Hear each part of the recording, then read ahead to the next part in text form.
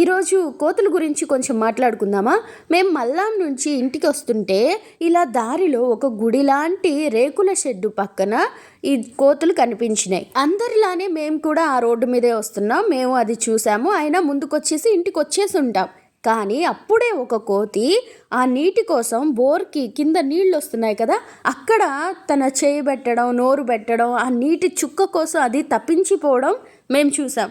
ఇక అందుకని ఇంత ఎండలో వాటికి ఎంత దాహంగా ఉందో, ఎవరు నీళ్ళు పెట్టట్లేదు కదా, మనం వెళ్ళి అది కొడితే అయినా అవి తాగుతాయి. అంటే దూరం నుంచి నీళ్లు మోసుకొచ్చి ఇక్కడ పెట్టాలన్నా లేదంటే కొనుక్కొచ్చి ఇవ్వాలన్నా నా చేతన అయ్యేది కాదు. నేను కూడా చూసి చూడకుండా వెళ్ళిపోయేదాన్నేమో. కానీ అక్కడే నీళ్లు ఉన్నాయి కదా, మనం కాస్త నీళ్లు కొడితే అవి తాగుతాయి కదా. కాబట్టి చేయగలిగినంత దాంట్లో చేద్దాము అన్నవి చేస్తున్నాను. అయితే ఇలా నేను చేసేటప్పుడు మీరు వీడియో రికార్డ్ చేయండి అని మా ఆయనకి చెప్తే ఆయన మొదట అడిగిన ప్రశ్న ఏంటంటే, నీకు నిజంగా జాలి కోసమా, అవి నీళ్ల దాహంతో ఉంటే చూడలేకనా, లేదంటే యూట్యూబ్లో అప్లోడ్ చేసుకోవడం కోసం స్టంట్లా, ఏంటి విషయం అని అడిగారు. యూట్యూబ్ స్టంట్ అయితే కాదండి. అయితే కోతుల్ని ఇలా తీసుకొచ్చి వాటికి దాహం వేస్తుంది. మనిషి కాస్త జంతు ప్రేమ కూడా చూపించాలి. ఎందుకంటే జంతువులు ఉండే ప్లేస్లో మనిషి ఆక్రమించేసి వాటికి తిండి గుడ్డ లేకుండా చేస్తున్నాడు. కాబట్టి మనిషి అవి మనుషుల్లో కలిసినప్పుడు, మనం చూడనప్పుడు మనం ఏం చేయలేము. కనీసం చూసినప్పుడైనా మన దగ్గరలో ఇలాంటి జంతువులు ఏవైనా, కుక్క అయినా పిల్లైనా కోతైనా బాధపడుతూ ఉంటే వాటికి మనం చేయగలిగినంత సహాయం చేద్దాము అన్న ఒక విషయాన్ని చెప్పడం కోసమే నేను ఈ వీడియో రికార్డ్ చేయమన్నాను. అలానే ఇప్పుడు ఇలా రికార్డ్ చేయాలి అని అంటే కొన్ని కోతుల్ని తీసుకొచ్చి వాటికి ట్రైనింగ్ ఇచ్చి, నానా ఇప్పుడు నేను ఇలా చేస్తాను, నువ్వు నీళ్లు తాగినట్టు చెయ్యి అని అన్నామనుకోండి, వాటికి అర్థం కాదు కదా. అదే ఇప్పుడు అనుకోండి, అవి చాలా దాహం మీద ఉన్నాయి, నేను వీడియో రికార్డ్ చేసి అక్కడ నీళ్లు కొడితే చాలు, అవి మిగిలిందంతా చేసుకుంటూ పోతాయి. అందుకనే రికార్డ్ చేయమన్నాను. అదే మీకు కూడా చెబుతున్నాను, ఈ వీడియో ద్వారా కోతి భాష నాకు రాకపోయినప్పటికీ కోతుల తరపున నేను మాట్లాడుతున్నాను. మీకు ఎక్కడైనా ఇలా కోతులు కనిపిస్తే మీ ఇంటికైనా సరే, నేను ఇంతకుముందు కూడా చెప్పాను, మా ఇంటి మేడ మీదకి ఆ ట్యాంకులో దూకడానికి చాలా కోతులు వస్తూ ఉంటాయి. అయితే ట్యాంక్ పక్కనే ఒక చిన్న టబ్ లాంటిది పెడితే అవి వాటి కోసమే ఆ నీళ్లు, అది వాటికి తెలిసినా తెలియకపోయినా, అవి తాగినా మునిగినా ఏం చేసినా ఆ చిన్న టబ్లో మనం రోజు పొద్దున నీళ్లు పెడుతూ రాత్రి ఖాళీ చేసేస్తూ ఉంటే వాటికి ఫ్రెష్ వాటర్ దొరుకుతాయి. మనం ఆ మాత్రం చేస్తే సరిపోతుందని నేను అనుకుంటున్నాను. ఇది నా అభిప్రాయం మాత్రమే. అయితే నాకు ఒక ఆలోచన వచ్చింది ఇక్కడ చూసినప్పుడు. ఇన్ని కోతులు ఇక్కడ ఉన్నాయి కదా, ఆ చుట్టూ కూడా ఏమి తినే అంత పండ్లు ఉండే అడవి కాదు అది. అది మామూలు ఒక అడవి, అందులో ఏమీ ఎక్కువ తినడానికి ఉండవు.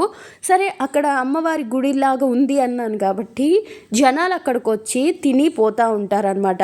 అంటే అమ్మవారికి వేట పెట్టుకొని పొంగళ్ళు అవి చేసుకొని తినేసి వెళ్తూ ఉంటారు. అలా పారేసినవి తిని ఈ కోతులు బ్రతుకుతున్నాయి. అయితే ఇది చూసిన తర్వాత నేను మా ఆయన ఏమనుకున్నామంటే, వీటి కోసం ఇప్పుడు మనం నీళ్లు కొడితే ఆ కింద రౌండ్లో పడి అక్కడి నుంచి చిన్న దారిలాగా నీళ్లు బయటకు వెళ్తున్నాయి కదా, ఆ దగ్గరలో ఒక గుంట లాంటిది కొట్టించి అందులో ఒక సిమెంట్ తొట్టి పెట్టేసి ఆ పక్కనే వీలైతే నీళ్లు కొట్టి తొట్టి నింపండి అని ఒక చిన్న బోర్డు అరేంజ్ చేద్దాం అనుకున్నా. అలా చేయడం వలన ఎవరైనా మంచి మనసున్న మనుషులు వెళ్ళేటప్పుడు నీళ్లు ఉన్నాయా లేవా చూసుకొని ఇక్కడ మనం కొడితే చాలు, అవి సర్రని జారిపోయి ఆ తొట్టిలోనే పడతాయి. ఇక ఇందాక చెప్పినట్లు అవి మునుగుతాయో తేలుతాయో తాగుతాయో పాడు చేసుకుంటాయి, ఇక వాటి ఇష్టం అని అనుకున్నాము. కానీ నిజం చెప్పాలి అని అంటే అలాంటి పని చేయాలన్నా కూడా దాని డబ్బు కోసం ఇంట్లో వాళ్ళ మీదే ఆధారపడాలా. అసలే వాళ్ళు 2 కోతుల్ని పెంచుతున్నారు అనవసరంగా, నన్ను మా ఆయన్ని. ఇప్పుడు మళ్ళీ ఈ కోతుల కోసం కోతి పని చేస్తాము అని అంటే ఇంకా బాధపడవచ్చు. అదిగాక ఇప్పుడు నారేతలు అయ్యి ఏదో ఒక కారణాలు చెప్తారు. అడిగి లేదనిపించుకోవడం ఎందుకని ఇంట్లో కూడా అడగలేదు. కానీ నాకు ఈ వీడియో రికార్డ్ చేసిన రోజు నుంచి ఆ ముందు రోజు గుడిలో కూడా ఒక కోతి చాలా నీటికి ఇదైపోయి బాటిల్లో మేము నీళ్లు పోస్తే అది కొంచెం తాగింది, కొన్ని కింద పడేసుకుంది అనుకోండి. ఆ కోతిదైనా సరే ఆ పక్క రోజే ఇది జరిగింది కదా, ఈ కోతులదైనా సరే మనసులో అలానే నిలిచిపోయింది. జనాల మధ్యలో ఉన్న కోతుల కోసం ఏదో ఒకటి చేయాలి అని, అందులోకి నాకు దగ్గరలో ఉన్న ప్లేస్ ఇది కాబట్టి ఇక్కడ ఏదో ఒకటి గట్టి పని చేయాలి. అది ఎప్పటికైనా అని అనిపిస్తుంది. కానీ ఏం జరుగుతుందో నాకైతే తెలీదు. యూట్యూబ్లో డబ్బులు రాగానే ఇదే చేయాలా మొదటి పనిగా, లేదంటే మీలాంటి వాళ్ళని ఎవరినైనా ఫోన్పేకి ₹1 వేయండి అని అడిగి అన్ని రూపాయలని కలిపి నేను అనుకున్న పని చేయాలా, అసలు వీటి గురించి పట్టించుకోవాలా వద్దా, ఇలాంటిది మీ అభిప్రాయం ఏంటో కామెంట్ చేసి చెప్పండి. పాపం ఈ కోతి చూసారా, నీళ్ళు అక్కడ తాగలేక ఈ బాటిల్లో అయినా ఎలా అయినా తాగాలని అది ఇప్పుడిప్పుడు నేర్చేసుకుంటుంది. ఇక మీదట బాటిల్లో నీళ్లు తాగడం ఎలా అని. ఇక అది నేర్చుకుందనుకోండి, షాపుల వాళ్ళకి దిగులు పుడుతుంది, ఎందుకంటే అవి పీకేసి ఇలా తాగేస్తాయి. కానీ ఎంత ప్రయత్నం చేసినా అది తాగలేకపోతుంది పాపం. అక్కడ చింపి చిల్లు పెట్టి అక్కడి నుంచి తాగాలంటే అది కుదరలేదు. అయితే దాన్ని చూసిన తర్వాత నాకు చాలా బాధ అనిపించింది. అందుకని వేరే బుడ్డ బాటిల్ ఉంటే పక్కనే అది తెచ్చి దాంట్లో ఫిల్ చేశాను. ఆ వీడియో రికార్డ్ చేయలేదు, కానీ అది సర్రన వచ్చి ఆ బాటిల్ని ఎత్తుకుని వెళ్ళిపోయి ఆ గుడి లాంటి దాని వెనక కూర్చొని తాగడానికి చూస్తుంటే నిజంగా ఎంత జాలేస్తుందంటే నాకైతే చాలా బాధ అనిపించిందండి. మీకేమనిపించిందో నాకు తెలియదు కానీ. సో అందుకే ఈ వీడియోని ఇంతగా చెప్తున్నాను. లేదంటే ఒక చిన్న షార్ట్ లాగా చేసి పెట్టేసి ఉండొచ్చు. చూడండి, అది పాపం నా వల్లే నీళ్లు పోగొట్టుకుంది కింద. అందుకే దానికోసం మరొక 2 గ్లాసులు ఫిల్ చేసి వచ్చా. ఇలా మనిషి చేసే పనుల వల్ల ఒకవైపు గ్లోబల్ వార్మింగ్ అవుతుంటే ఇంకొక వైపు అడవులు అవి నరికేసి ఆ చెట్లకి పండ్లు గట్రా లేకుండా చేసేసి వాటికి ఆహారం లేకుండా ఇలా అంతా చేయడం మూలాన అవి చాలా కష్టపడుతున్నాయేమో అని నాకు అనిపిస్తుంది. అందుకనే కొంచెం మనుషులు కాస్త మన చుట్టూ ఉన్న జంతువుల్ని కూడా ఇలాగ దాహం ఆకలి నుంచి రక్షిస్తే చాలు. వాటికి మరీ ఇంటికి తెచ్చి పోషించి ప్రేమించాల్సిన అవసరం లేదు. కానీ కనీసం ఆకలి దాహం లేకుండా ఏదో ఒకటి పెడుతూ ఉంటే. అయితే మేము ఇలాగ నీళ్లు కొడుతూ ఉన్నామా, అవి తాగుతూ ఉన్నాయా, ఇంతలో మా పక్కనే ఒక బండి వచ్చి ఆగింది. ఆమె చేతిలో చాలా అరటిపళ్ళు ఉన్నాయి. ఇక అవి చూడగానే కోతి, మనం స్టార్టింగ్ చూసాం కదా, ఒక కోతి ఇలా నిల్చొని కూర్చుందే, అది ఎక్కడంటే వాళ్ళ బండి దగ్గర. అవి మేము కూడా అనుకున్నాం వీటికి ఇవ్వడానికే తెచ్చి ఇక్కడే ఆగారేమో అని, కానీ కాదంట, వాళ్ళు తినడానికేనంట.